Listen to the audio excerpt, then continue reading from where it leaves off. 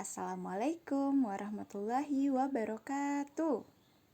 Bagaimana kabarnya hari ini anak-anak? Semoga kita semua senantiasa dalam keadaan sehat ya. Amin. Nah, hari ini kita akan belajar matematika. Sebelum kita memulai pembelajaran, seperti biasa terlebih dahulu, mari kita berdoa agar pembelajaran yang kita lakukan hari ini bermanfaat, mendapat berkah, serta tidak mudah dilupa. Berdoa, Ibu persilakan.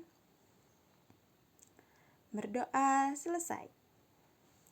Baiklah anak-anak, pada hari ini kita akan belajar mengenai bab 2, yaitu operasi hitung bilangan cacah. Nah, di sini sudah ada ayam sama telur ayam. Waduh, mau ngapain ini?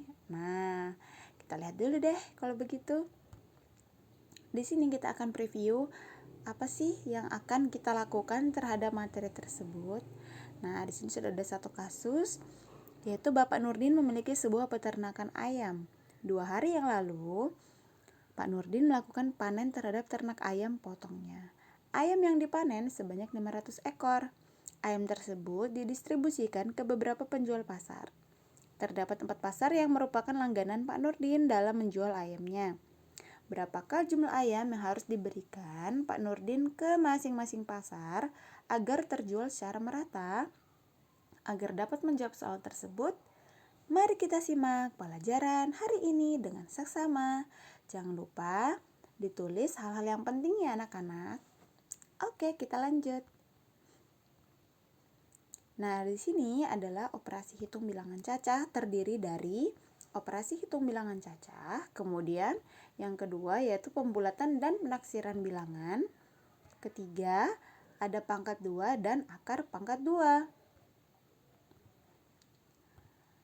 Nah, untuk operasi hitung bilangan cacah sendiri terdiri dari beberapa bagian. Yang pertama, operasi hitung penjumlahan. Kemudian, operasi hitung pengurangan, operasi hitung perkalian, operasi hitung pembagian, dan operasi hitung campuran. Oke, mari kita lanjut. Nah, di sini dalam operasi hitung penjumlahan, yaitu mengoperasikan atau menghitung 2 bilangan cacah yang nilainya lebih dari 2 digit secara mudah dengan cara bersusun ke bawah. Kemudian ada 2 cara, yaitu ada penjumlahan dengan tanpa menyimpan dan penjumlahan dengan menyimpan. Kita langsung saja ke yang pertama, yaitu penjumlahan tanpa menyimpan. Yaitu penjumlahan yang operasi penjumlahannya tidak memerlukan angka yang disimpan di atas angka yang dijumlahkan. Contohnya, bilangan 253 ditambah 421. Nah, di sini sudah ada langkahnya nih cara mengerjakannya.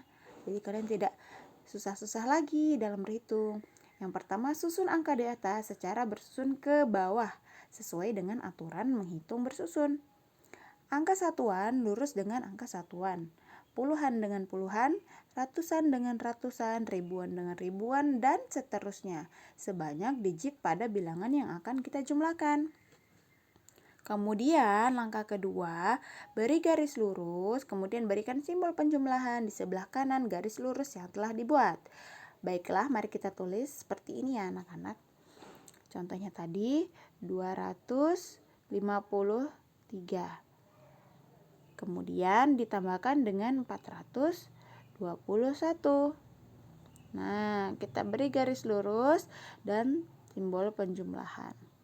Ingat ya, bilangan 3 harus lurus dengan bilangan 3 yaitu sebagai satuan, bilangan 5 lurus dengan bilangan 5 sebagai puluhan, 2 dan 4 sebagai ratusan. Kemudian kita jumlahkan ke bawah. 3 ditambah 1 hasilnya adalah 4. Ya, hasilnya juga harus lurus. 5 ditambah 2 hasilnya 7. Kemudian 2 ditambah 4 hasilnya 6. Maka dari operasi penjumlahan 2 bilangan tersebut menghasilkan 674. Seperti itu ya anak-anak. Kita lanjut. Nah, langkah yang ketiga, letakkan hasil secara lurus ke bawah yang tadi ya. Oke, kita lanjut. Di sini adalah penjumlahan dengan menyimpan. Kalau tadi tanpa menyimpan, sekarang penjumlahan dengan menyimpan. Penjumlahan dengan menyimpan adalah penjumlahan yang hasilnya melewati batas bilangan 10. Jadi kalau sudah melewati bilangan 10 ke atas, maka dia harus disimpan di depannya atau di depan bilangan puluhan seperti itu ya. Sehingga harus disimpan sesuai dengan urutan bilangan yang akan dijumlahkan. Contohnya 427 ditambah 369. Wah, ini sudah pasti ada yang disimpan ya. Caranya adalah sama seperti tadi waktu kita mengerjakan di awal. Hanya saja di sini kita ini ya, di sini kita jadi contohnya tadi sebentar, di sini operasi hitung pengurangan. Sebentar, kita coba dulu cek tadi di sini. Kita tadi terlewat ya. Jadi di sini tadi kita sudah di ini slide yang ini. Oke, kita lihat dulu sebentar. Kemudian, nah ini belum ya, belum di pengurangan meminjam. Jadi tadi kita di, nah di sini kita di sini. Oke, kita mulai. Nah, penjumlahan dengan menyimpan. Contohnya 427 ditambah 369. Maka caranya adalah, ingat yang pertama tadi kita tulis dulu ke bawah. 427. Nah, ditambah dengan 369. 369. Nah, kemudian kita tambahkan beri garis lurus dan tanda penjumlahan. Ingat ya, tanda penjumlahan harus lurus dengan garis lurus yang bawahnya ini. Kemudian 9 ditambah 7 hasilnya 16. Maka kita tulis satuannya 6, puluhan yang kita simpan di atas 1. Kemudian 1 ditambah 2 hasilnya 3, 3 ditambah 6 hasilnya 9. Kemudian 4 ditambah 3 hasilnya 7. Maka jawabannya adalah 796. Seperti itu ya anak-anak contohnya. Kita lanjut. Nah, kita masuk ke operasi hitung pengurangan. Pengurangan tanpa meminjam yang pertama. Yaitu operasi pengurangan yang dilakukan tanpa meminjam angka lainnya untuk melakukan pengurangan terhadap dua bilangan cacah atau lebih. Langkah yang pertama, susun angka di atas secara bersusun ke bawah. Sesuai dengan aturan menghitung bersusun, yaitu angka satuan lurus dengan angka satuan. Seperti yang tadi yang sudah kita jelaskan ya. Kemudian beri garis lurus, sama seperti penjumlahan, bedanya dia menggunakan simbol pengurangan. Nah, di sini contohnya ada 389 dikurang 142. Ingat ya tadi tanpa meminjam, berarti otomatis pasti bilangan pertama lebih besar daripada bilangan kedua. Maka kita tuliskan 300. Sini kita tuliskan dulu 389 kita kurang dengan 142. Maka kita kurangkan 9 dikurang 2 hasilnya 7.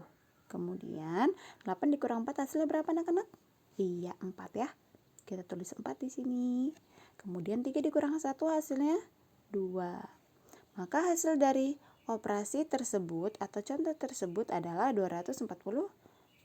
Seperti itu ya. Kita lanjut.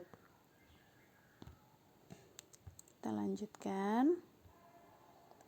Yang kedua ada pengurangan dengan meminjam. Kalau tadi tanpa meminjam, maka sekarang yaitu dengan meminjam.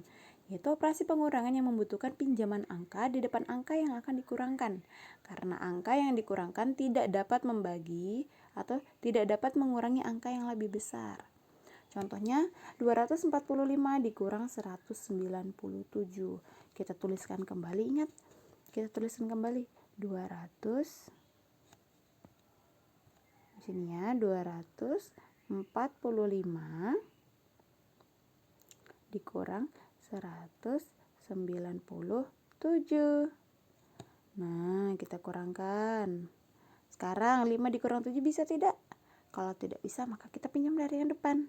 Karena kita pinjam yang depan satu angka, maka ini jadi bilangan 3 ya.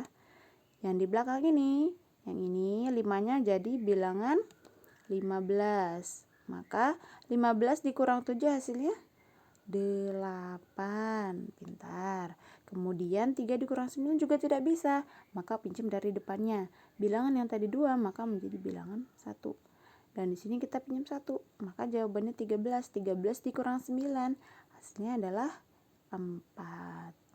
Maka hasil pengurangan dari 245 dikurang 197 adalah 48. Seperti itu ya.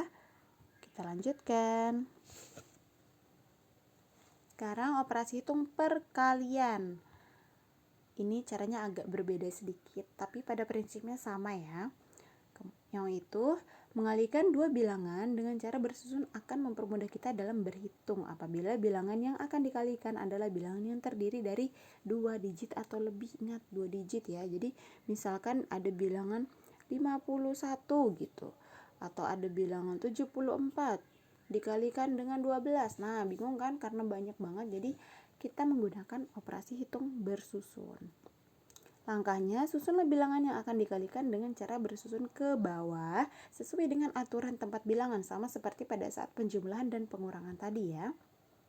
Kemudian, beri garis lurus, letakkan simbol perkalian di sebelah kanan garis tersebut.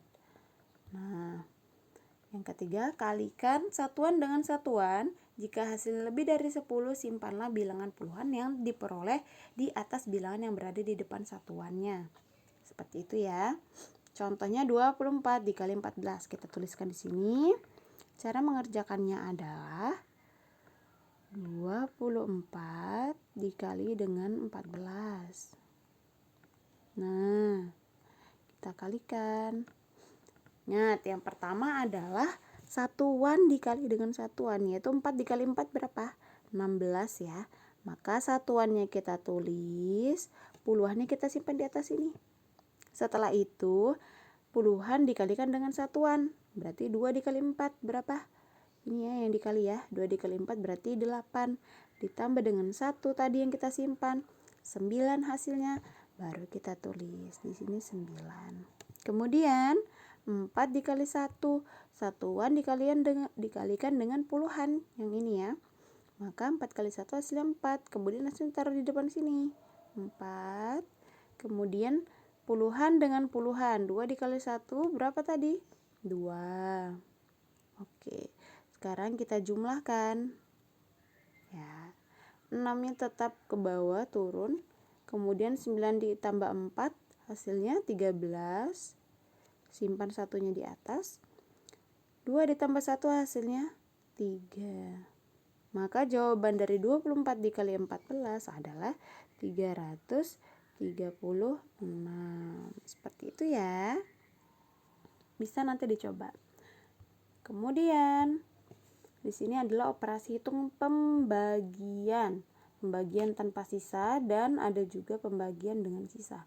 Yang pertama pembagian tanpa sisa, yaitu pembagian yang dibagi habis dan menghasilkan sisa berupa angka 0. Pembagian dapat dilakukan dengan mudah secara bersusun apabila pembagian tersebut merupakan pembagian lebih dari 2 angka terhadap 1 angka pembagi. Kemudian di sini yang B, pembagian dengan sisa, yaitu operasi hitung pembagian yang hasilnya berupa bilangan bulat dan masih menyisakan sisa suatu bilangan atau suatu bilangan sisa. Besarnya bilangan sisa biasanya selalu lebih kecil dari bilangan pembaginya. Contohnya di sini pembagian tanpa sisa. Yang pertama, tulis bilangan yang akan dibagi di dalam tanda pembagian bersusun. Nah, tanda pembagian itu seperti ini ya. Jadi kalau tanda pembagian bersusun itu seperti ini bentuknya. Nah, seperti itu dibagi ya. Turun ke bawah, mendatar ke samping. Seperti menggambar sudut. Kemudian kita lanjut. Langkah kedua, tuliskan bilangan pembagi di sebelah kiri bilangan yang akan dibagi. Sebelah kiri ya. Jadi sebelah kiri itu di bagian sininya. Nih yang Ibu kasih titik-titik ini. Kemudian Langkah 3-nya, gunakan satu angka terlebih dahulu untuk membagi bilangan pembagi. Jika tidak bisa, gunakan 2 angka untuk membagi bilangan pembagi. Tuliskan hasil bagi di atas tanda pembagian, kemudian hasilnya dikalikan dan diletakkan di bawah bilangan yang digunakan untuk membagi. Nanti Ibu akan berikan contoh. Kurangkan bilangan yang dibagi, kemudian letakkan sisanya di bawah bilangan yang telah dikurangkan. Langkah 6, jika masih ada bilangan yang belum digunakan untuk membagi, letakkan bilangan tersebut ke bawah secara lurus agar bilangan tersebut dapat membagi bilangan pembagi.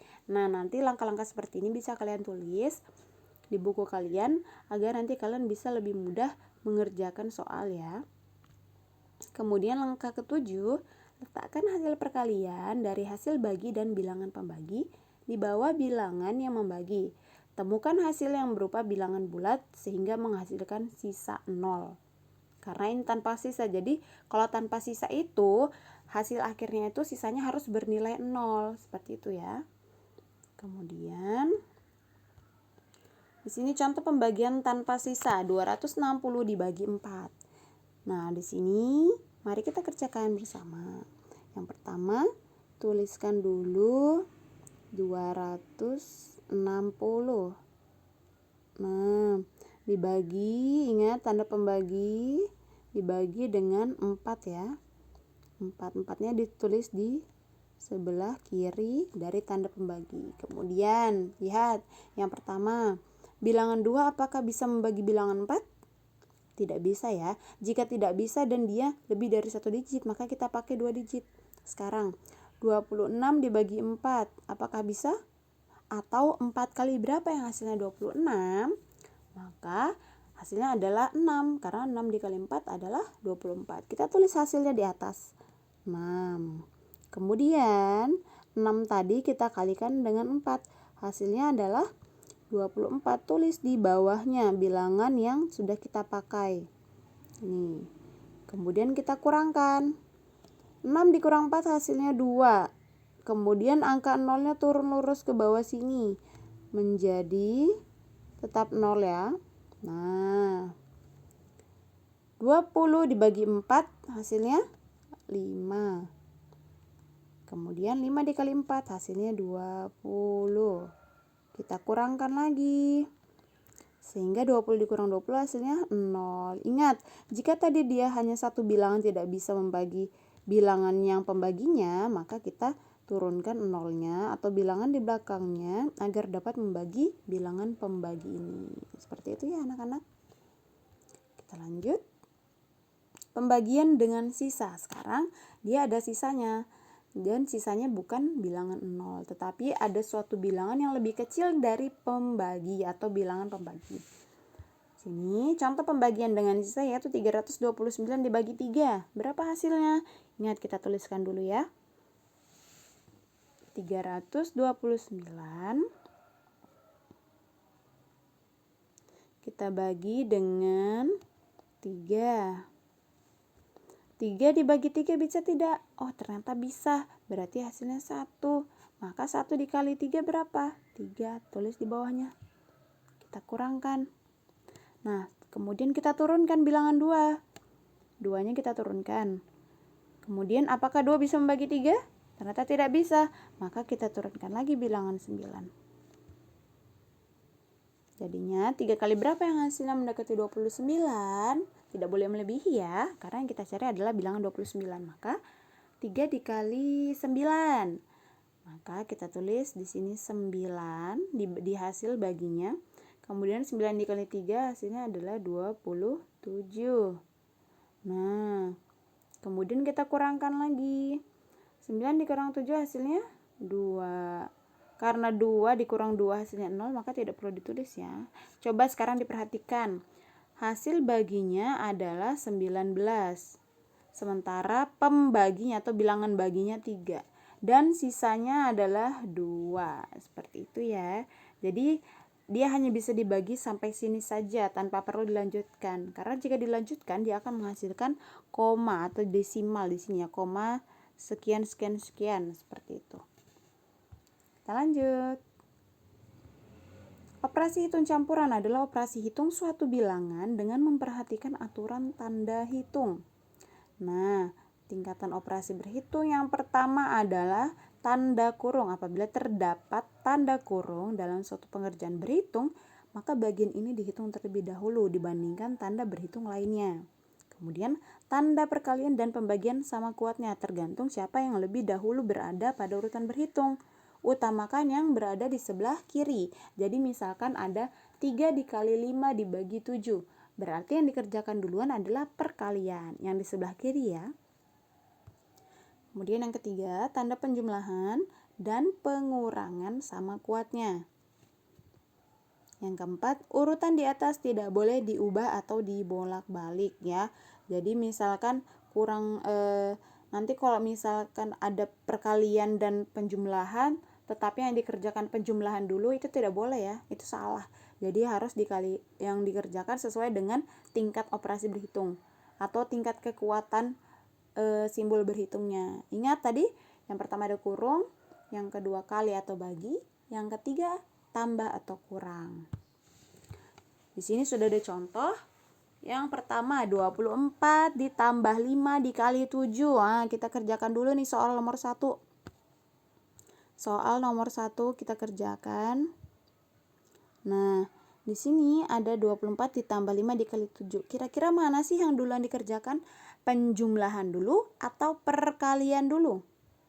Iya, maka yang harus dikerjakan terlebih dahulu adalah perkaliannya dulu ya, karena perkalian lebih kuat daripada penjumlahan. Maka 24-nya tetap kita tulis.